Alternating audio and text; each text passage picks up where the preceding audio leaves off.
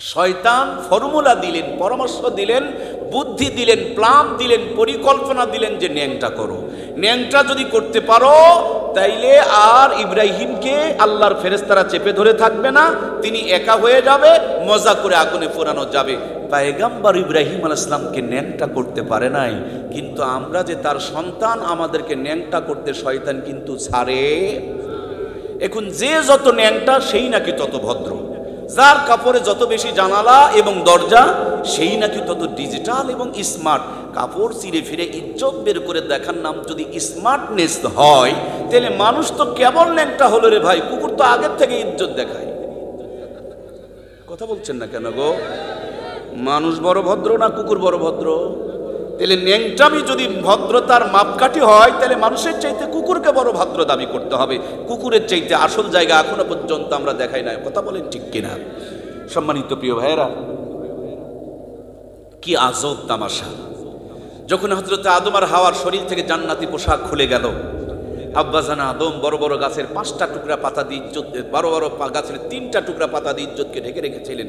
এজন্য মৃত্যুর পর কুষ্টিয়ার ভাইরা বলুন তো দেখি, পুরুষের জন্য, ছেলে মানুষের জন্য কাফনের কাপড় কয় পিস? এটা আব্বাজান হযরত আদমের স্মৃতি। সুবহানাল্লাহ বলেন। বরম্মা হযরত হাওয়া বড় বড় গাছের 5টা টুকরা পাতা দিয়ে ইজ্জতকে ঢেকে রেখেছিলেন। সেজন্য মৃত্যুর পর মেয়েদের জন্য, আম্মা জানদের জন্য কাফনের কাপড় কয় পিস? 5 পিস ছেড়ে 3 পিস ধরেছিল। 3 পিস বাতিল করে 2 পিস আমদানি করেছিল। এখন 2 পিসেরও 12টা বেজে গেছে।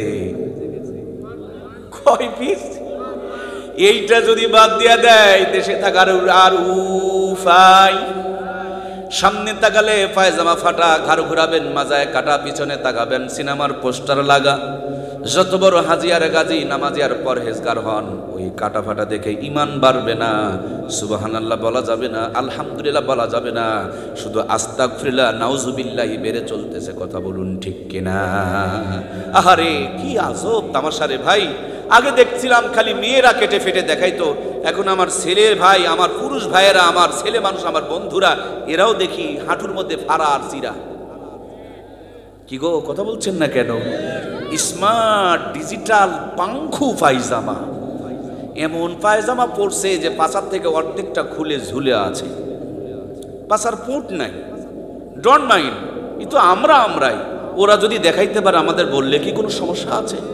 সেদিন গোপালগঞ্জে গিয়েছি, দূরের পথ তো ট্রেনে চড়ে গিয়েছে, ওখান থেকে বাজে চড়ে গোপালগঞ্জে কেবল নামছি। গাড়ির বাংকার থেকে আমিও ব্যাগ নিচ্ছি, আমার ডান পাশে এক ভদ্রলোক, তিনিও ব্যাগ নিচ্ছেন। কিন্তু ব্যাগ নিতে গিয়ে একটু বেশি চাপ পড়ছে, পাছার থেকে প্যান্ট খুলে গেছে, মানে পুঁট তো অর্ধেক বের হয়েছিল। এদেরকে কেমনে নামাজের দাওয়াত দিবেন আমি তো বুঝি না। নামাজে যদি মসজিদে নিয়ে যান জোর করে, সামনের মুসল্লিদের নামাজ রক্ষা পাইতে পারে, কিন্তু পিছনের মুসল্লিদের খবর হয়ে যাবে। যেমনি রুকু আর সেজদাতে যাবে, পাছার থেকে তো অর্ধেক খোলা আছে ভাই। রুকুতে সেজদাতে যাওয়া মাত্র জান্নাত জাহান্নাম ওপেন হয়ে যাবে, পিছনের নামাজি শেষ। কথা বলেন ঠিক কিনা? এই জন্য প্রিয় ভাইয়েরা আমার, ন্যাংটামি করা এটা শয়তানের পরিচয়। ন্যাংটামি কোনো ভালো মানুষের পরিচয় নয়। ন্যাংটামি মানে জাহান্নামীদের পরিচয়। ন্যাংটামি মানে জান্নাতের পরিচয় নয়। ন্যাংটামি হলো শয়তানের পদ্ধতি আর পরিকল্পনা। ন্যাংটামি যেখানে চলে, রহমত আর বরকত সেখানে থাকতে পারে না। এই জন্য আমি আমার আম্মাগুলোকে বলবো, মা গো, আগে এত টাকা পয়সা ছিল না, কিন্তু শান্তি ছিল। নানি আর দাদিরা মরে গিয়েছে, তারপর মাথার চুলগুলো কাঁচা রয়েছে। এখন আমরা কোরআন সুন্নাত থেকে দূরে চলে গেছি, এই জন্য চুল পাকতে পাকতে যুবকগুলো পর্যন্ত বুড়ি হয়ে যাইতেছে। কথা বলুন ঠিক কিনা? সম্মানিত দরদের ভাইয়েরা আমার, অল্প কয়েকদিন আগে জয়পুরহাট নামক একটা ছোট্ট জেলা আছে, নাম কি শুনেছেন আপনারা? আসরের নামাজ পড়ে বের হলাম, তাকায়া দেখি কদুর জাংলা, অনেকগুলো হাজারি কদু ধরে ধরে ঝুলতেছে।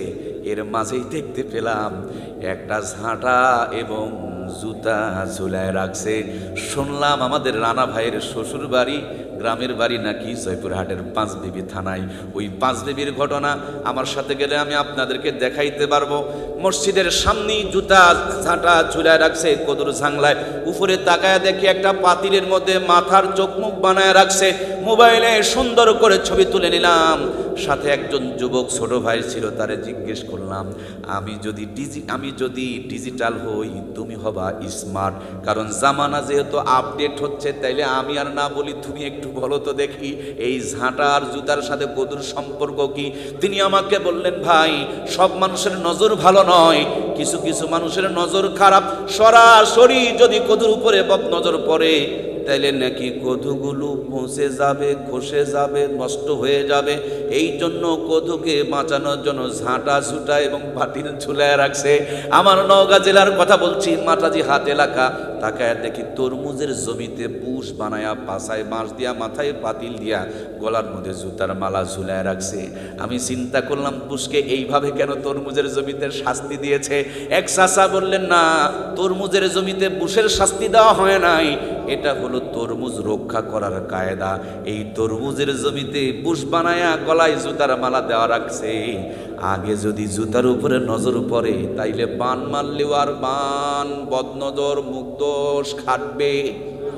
আমার ভাইরা, দিনাজপুরে গিয়া দেখলাম কাঁঠাল গাছে গরুর মাথার যে হাড়, দাঁতওয়ালা হাড়, গালের গাছের মধ্যে ঝুলায় রাখছে। এক চাচা বললেন, কাঁঠাল খালি ধরে আর পরে বদনজর যেন না লাগে, তার জন্য এই ব্যবস্থা করা হয়েছে। আমি চিন্তা করলাম, ওরে মুসলমান, তোমার কাছে কাঁঠালের দাম আছে, তোমার কাছে তরমুজের দাম আছে, তোমার কাছে কদুর দাম আছে, কিন্তু তোমার মেয়ের দাম নাই। ওগুলোকে বদনজর থেকে বাঁচাও, আর মেয়েটাকে পাতলা কাপড় বানায়া দিয়া বদনজর লাগানোর ব্যবস্থা করে দাও। তোমার কাছে কদুর দাম আছে, সেগুলোকে বদনজর থেকে বাঁচাও। আর তোমার বউকে বিউটি পার্লারে সাজায়া 3 লাখ টাকার মোটর সাইকেলে চড়ায়া ভ ভ করে পিকআপ মারো, মার্কেটে মার্কেটে ঘোরো, কুষ্টিয়ার শহরের অলিতে গলিতে ঘোরো, আর বদনজর কামায় করো। শোনো মুসলমান, আল্লাহর হাবিব বলেছেন, আদ-দায়ুসু লা ইয়াদখুলুল জান্নাহ, দায়ুস কখন আল্লাহর জান্নাতে প্রবেশ করবে না। আমরা যখন জামা বানাই, আমাদের জামাগুলো ফুল হাতা, আর বাড়িয়ালি জামা বানাই তখন হয়ে যায় হাফ হাতা। আমরা জামা বানালে পেট ঢাকা আছে নাকি? হাফ পেটা জামা আছে কি ছেলে মানুষের? এখানে একজনেরও পেটের অর্ধেকটা জামা নাই, সবগুলো পেট ঢাকা। আর বাড়িয়ালি যখন জামা বানায় দেয়, ব্লাউজ বানায় দেয়, তখন দেখবেন পেটের অর্ধেকটা ফাঁকা। আমরা যখন জামা বানাই কলার পর্যন্ত ঢাকা। কথা বলুন আমার ভাইরা, কলার মধ্যে টাই যাতে করে খুলে টুলে না যায়। ওরে যদি বলেন, এই বড় ভাই, এত যত্ন করে প্যান্টের ভিতরে শার্ট ঢুকায়া বেল দিয়া ইন করা, তুমি হাসতে পারো না, কাশতে পারো না, বসতে পারো না, কেন এত কষ্ট করে পেটের নারী আর ভুঁড়িকে ঢেকে রেখেছো? ও বলবে, নারী আর ভুঁড়ি ঢাকি নাই। আসলে মূল হাকিকত কথা হলো, আমরা আমাদের পেটের নারী আর ভুঁড়ি, প্রসাব পায়খানাকে রেখেছি ঢাকা। আর পৃথিবীর শ্রেষ্ঠ নিয়ামত, আল্লাহর জান্নাতের সম্পদ, যেই মা বোনের পেট দিয়ে দুনিয়াতে আগমন করবে, ওই ফ্যাক্টরি আর কারখানাগুলোকে আমরা রেখে দিয়েছি ফাঁকা।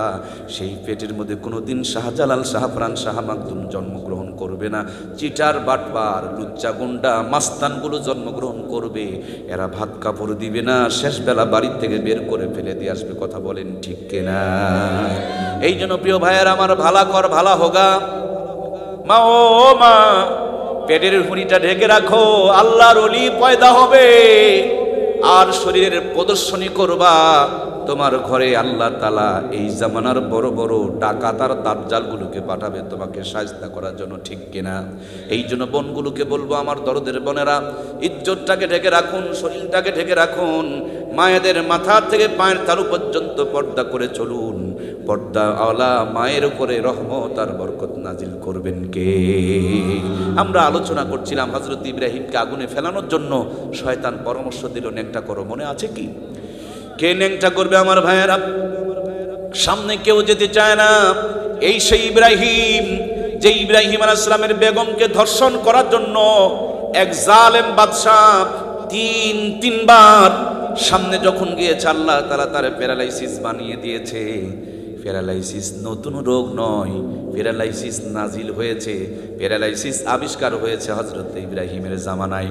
আজকেও যারা আলেমদের বিরুদ্ধে কথা বলে, আঙ্গুল তোলে, আমি বুকের তাজা রক্ত দিয়ে লিখে দিয়ে যাব, ওদের প্যারালাইসিসের আগ পর্যন্ত আজরাইলও তাদের সাথে দেখা করবে না।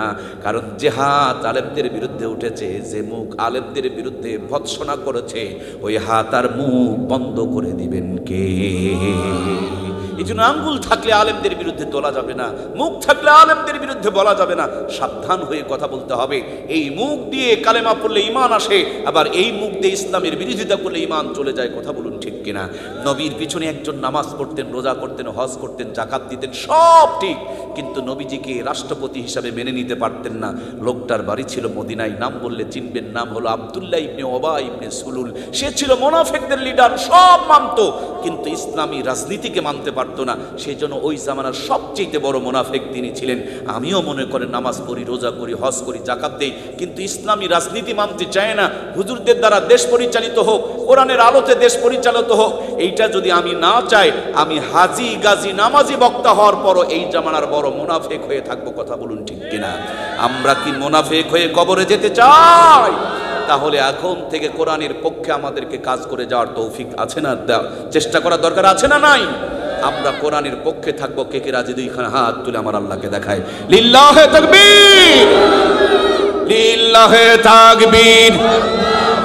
হাতগুলো এভাবে একটু নাড়ান। আরশ আজিম থেকে আমার রব দেখছেন, আলো বাতাস সাক্ষী হয়ে থাকতেছে। এই ময়দানে সামিয়ানা কিয়ামতের দিন আপনার আমার জন্য নাজাতের সাক্ষী হবে। আল্লাহর কোরআনের সাথে আমাদের হাতের ছবি হয়ে উঠে থাকতেছে। ওগো আল্লাহ, তোমার কোরআনের পক্ষে থাকতে চায় আমরণ, তুমি আমাদেরকে কোরআনের পক্ষে কবুল আর মঞ্জুর করে নাও। বলুন আমিন। সম্মানিত ভাইয়েরা, কষ্ট হচ্ছে কি? আমি কি শেষ করে দেব? খুবই মজার কিছু পয়েন্ট আছে, বলতেই হবে আমাকে। একটু কষ্ট হলেও একটু ধৈর্য ধরে শুনুন। আপনাদের চাইতে আমাদের রাতের পর রাত জাগতে হয়, গোটা দেশ ঘুরতে হয়, এনার্জি কুলায় না। তবে এলাকায় নতুন আসা, এজন্য আমি যে বয়ানটা ধরছি জোহরের জামাত 4 রাকাত, এটুকু একটু শেষ করতে চাই। সে পর্যন্ত আপনাদের ধৈর্য আছে তো ইনশাল্লাহ? হযরত ইব্রাহিম আলাইহিস সালামের কে ন্যাংটা করবে? কেউ সামনে যেতে চায় না। ইব্রাহিম আলাইহিস সালামের বাবা কয় আমি ন্যাংটা করে দেব। বাবা গিয়া যখন পায়জামার ফিতায় টান মারছেন, পয়গম্বর ইব্রাহিম আল্লাহর কাছে দুইখানা হাত উত্তোলন করে ডাক দে, বলে আমার রব, দুনিয়াতে সন্তান যদি বিপদে পড়ে বাবা মা বাঁচানোর জন্য নিজের জীবনকে বিলায়া দেয়, শুধু আমি তোমাকে মানি, তার জন্য আমার বাবাই আমাকে ন্যাংটা করে আগুনে ফেলতে চাই, তুমি সারা দুনিয়াতে আপনার কেউ। আল্লাহ, আমার ইজ্জতের জিম্মাদারি তোমার হাতে দিয়ে দিলাম।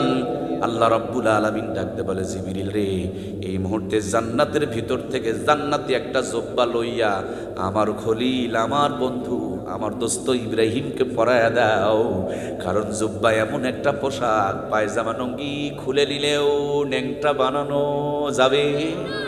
এই জন্য দুনিয়াতে যারা শয়তান মার্কা লোক, এরা দাড়িওয়ালা, টুপিওয়ালা, পাঞ্জাবিওয়ালা, পাগড়িওয়ালাদেরকে দেখতে পারে। এই দুনিয়াতে জাহান্নামী যারা লোক, তারা দাড়িওয়ালা, টুপিওয়ালা, পাঞ্জাবিওয়ালা, পাগড়িওয়ালাদেরকে দেখতে পারে। এরা মাঝে মাঝে গান গাই, মনে বড় জ্বালারে পাঞ্জাবিওয়ালা, কিরে ভাই তোর মুচারু তাসারু মদারুকে দেখে জ্বালা হয় না, তোর জ্বালা হয় দাড়িওয়ালা, টুপিওয়ালা, পাগড়িওয়ালা, পাঞ্জাবিওয়ালা দেখে। এই জ্বালা হয়তো আবু জেহেলের মনে হয় আবু জেহেল কোনো মার্কা রক্ত তার ভিতরে থাকতে পারে। কথা বলুন ঠিক কিনা? জুব্বা এমন একটা পোশাক, পায়জামা লুঙ্গি খুলে নিলেও ন্যাংটা বানানো যাবে না। এর জন্য জুব্বাটা হলো জান্নাতি পোশাক। আল্লাহ ইসলামী পোশাক পরার আমাদের তৌফিক দান করুক। বলুন আমিন। এই ওসিলাতেও আল্লাহ তাআলা মাফ করে জান্নাতি বানিয়ে দিতে পারে। সুবহানাল্লাহ বলেন।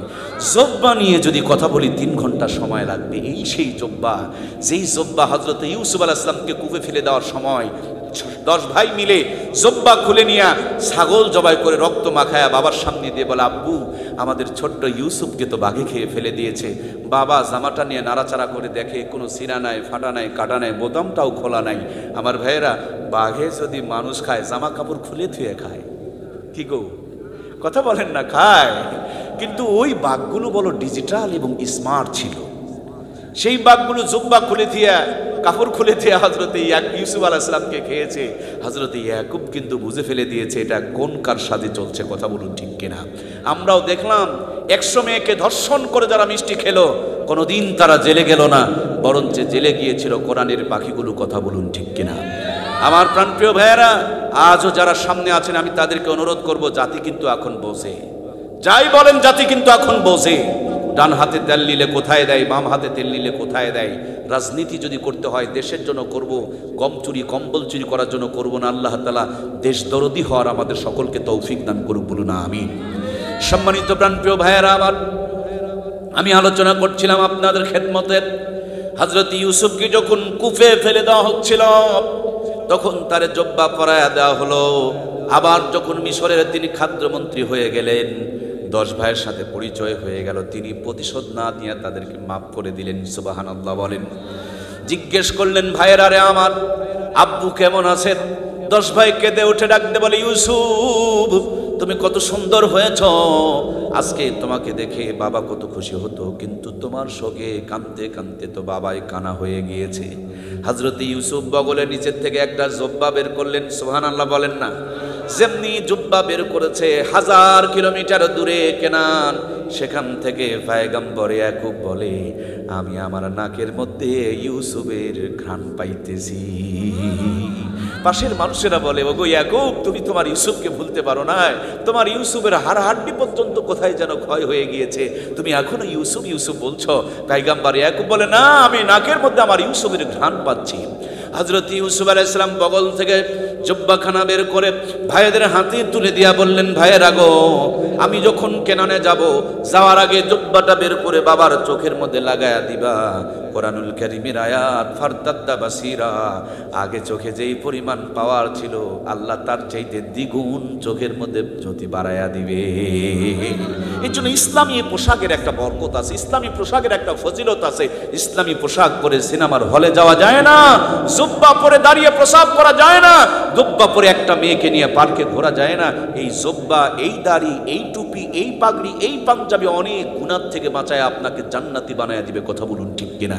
এই জন্য ইসলামী পোশাককে অবহেলা করবেন না, দাড়ি টুপিকে গালি দিবেন না। এই যদি গালি দেন, সোজা ধাক্কাটা মদিনা রওজায় আল্লাহর হাবিবের কবরে লেগে যায়, কথা বলুন ঠিক কিনা। সুতরাং এই দাড়ি টুপি জুব্বা আপনার আমার নয়, এটা হলো আল্লাহর মনোনীত পোশাক, আল্লাহর পয়গম্বরদের পছন্দের পোশাক। আল্লাহ যেন কোরআন সুন্নাহ রঙে আমাদেরকে রঙিন হওয়ার তৌফিক দান করে, বলুন আমিন। সম্মানিত প্রিয় ভাইয়েরা আমার, জুব্বা টেনে জুব্বা পরিয়ে দেওয়া হলো, ন্যাংটা করতে পারলেন না। শয়তান দ্বিতীয় পরামর্শ দিল, চতুর্দিকে 40,000 নারী পুরুষকে জেনা করতে লাগায়া দাও। যেমনি জেনা ব্যভিচার শুরু হয়ে গেল, রহমতের ফেরেশতাগুলো বিদায় নিয়ে চলে গেলেন। রাত হয়ে গিয়েছে, খুব সংক্ষিপ্ত করে বলছি, একটু কাম দিয়া কথাগুলো শুনবেন। নারী পুরুষ জেনায় লিপ্ত হয়ে গেল, আল্লাহর পয়গম্বর একা হয়ে গেলেন। চরখিটা আকাশে উঠতে শুরু করে দিল, এরপর ঢিল দিয়া আগুনে যখন ফেলতে শুরু করে দিল, আল্লাহর পক্ষ থেকে জিবরাইল আমিন হাজির হয়ে গেল। জিবরাইল ডাকতে বলে, পয়গম্বর শুধু খালি অনুমতি দেন, টোটাল অগ্নিকুণ্ডকে মুহূর্তের মধ্যে নিভায়া দেওয়া হবে। আল্লাহর পয়গম্বর বলেন, যার জন্য জ্বলি ডাইরেক্ট তার সাহায্য চাই, মারফত আর মিডিয়ার মাধ্যমে কোনো সাহায্যের দরকার নাই। সুবহানাল্লাহ। কেবলমাত্র আগুনের তাপে পশমগুলো বেঁকা হয়ে আসতেছিল, আমার আল্লাহর কুদরতি করে যায় জোশ চলে আসলো। আমার আল্লাহ ঘোষণা করে দিলেন, কুল্লা ইয়া নারু কুনি বারদাও ওয়া সালামান আলা ইব্রাহিম। আকে লুৎফে খেসেরা ইজহারে করদ, বাখলি লশনারে রাগুল জারে করদ, সুয়ে ও খস মিকে তেরান দাখতা, পাশায়ে কার উসকে ফায়েত সাখতা। জোরে বলুন মারহাবা। যেমনি আগুনকে হুকুম করেছে, আগুন তো এয়ার কন্ডিশন এসি হয়ে গিয়েছে। এই দুনিয়াতে সবার প্রথম যিনি এসিতে ঠেকেছেন তিনি হলেন সাইয়েদনা হযরত ইব্রাহিম। সুবহানাল্লাহ বলেন। এসি যে সমস্ত বৈজ্ঞানিকেরা আবিষ্কার করেছেন, তারা হযরত ইব্রাহিম আলাইহিস সালামের ফর্মুলাকে অনুসরণ করে আবিষ্কার করেছেন। সুবহানাল্লাহ বলেন। হযরত ইব্রাহিম আলাইহিস সালাম আগুনের ভিতরে, নমরুদ এক দৌড় দিয়া 3 তলার ছাদের উপরে চড়ছে। মনে মনে ভাবছে ইব্রাহিম আলাইহিস সালাম তো আগুনে পটপট করে পুড়তেছে, আমি একটু তাকায়া তাকা দেখবো আর মজা নিব। ছাদের উপর থেকে তাকায়া দেখে সর্বনাশ, পড়ে নাই রে পড়ে নাই, আগুনের ভিতরেও বসে বসে জান্নাতের ফল খায়। সুবহানাল্লাহ বলে। এই বাংলার জমিনে নাস্তিকেরা মনে করেছিল হুজুররা ভাত পাবে না, কিন্তু ওরা এখন তাকায়া দেখে হুজুরেরা ভাত খায় না, খালি বিরিয়ানি খায়। কথা বলেন ঠিক কিনা? ওরা মনে করেছিল যে এরা সাইকেল মনে হয় কিনতে পারবে না, কিন্তু ওরা এখন অবাক হয়ে যায়। মিজানুর রহমান আজহারি, মামুনুল হক, রফিকুল ইসলাম মাদানী যাদের ইজ্জতকে কেড়ে নিতে চেয়েছিল, যাদেরকে দেশ থেকে তাড়া দিয়েছিল, এরা এখন হেলিকপ্টারে বাংলার জমিনকে উড়িয়ে উড়িয়ে বাংলার জমিনে কোরআনের বাতাস তারা ছড়িয়ে বেড়াচ্ছে। কথা বলুন ঠিক কিনা? এই জমিনে আজ পর্যন্ত এদেরকে যে সম্মান দেওয়া হয়েছে, মিজানুর রহমান আজহারির মাহফিলে 20 লক্ষ মানুষের সমাগম ঘটেছে। রাষ্ট্রীয়ভাবে এই মর্যাদা দেওয়া সম্ভব নয়, যেটা কোরআন প্রেমী মানুষেরা তাদেরকে ইজ্জত আর সম্মান দিয়েছে। কথা বলুন ঠিক কিনা? আমার কুষ্টিয়ার ভাইয়েরা, কোরআন যার কলিজায় থাকবে আল্লাহ তাকে দুনিয়া আখিরাতে সম্মানী করে দিবে। দুনিয়ার মানুষেরা তাদের ইজ্জত কোনোদিন কেড়ে নিতে পারবে না। বিশ্বাস যদি না হয়, গোটা কুষ্টিয়ার যত বড় সুদখোর, ঘুষখোর, জুয়াচোর, বাটপার, চিটার, মদখোর, তাসখোর, ফেন্সিখোর, হারামখোরগুলোকে দাওয়াত দিয়ে এক লাইনে বসান, ইমাম, মুয়াজ্জিন, মুফতি, মুহাদ্দিস, মুফাসসিরকে আর এক লাইনে বসান, আলু ঘাটি দিয়ে হোক আর ভর্তা দিয়ে হোক আর বেগুন ভাজি দিয়ে হোক, খাবার দিয়ে দেখেন ইমাম মুয়াজ্জিমের দল চোখের পলকে 3 প্লেট তুলে ফেলবে, হারামখোরেরা হাফ প্লেট নিয়েই নাড়াচাড়া করবে। ইমাম মুয়াজ্জিম 3 প্লেট তোলার পর আবার মিষ্টি যদি পায়, ক্ষীর যদি পায়, অথবা কিছু যদি পায়, দেখবেন আবার হাফ কেজি তুলবে। কথা বলেন ঠিক কিনা? আর ও মিষ্টির দোকান কেনার ক্ষমতা আছে, কিন্তু মিষ্টি খাওয়ার ক্ষমতা, যদি খায় ডায়াবেটিস বেড়ে যায়, তাড়াতাড়ি কবর ডাক দেয়, আয় আয় অনেক খাইছস, আয় আয়, আরে খাই খাই করতেছস, তোর পেটের ভুঁড়ি বেড়ে গিয়েছে, কিন্তু 2 রুটির উপরে খাওয়ার ক্ষমতা নাই। আর এরা খাই খাই করে না, তারপর রাজকীয় খাবার খায়। ছোট্ট একটা গ্রামেও যদি ইমামতি করে, 30 দিন 30 বাড়িতে 30 রকম হাতে 30 রকম সাথে একজন ইমামকে যে খাবার দেয়, 4 থেকে 5 জন পর্যন্ত খায়, তারপরে খাবার শেষ হয় না, খেয়ে শেষ করতে পারে না।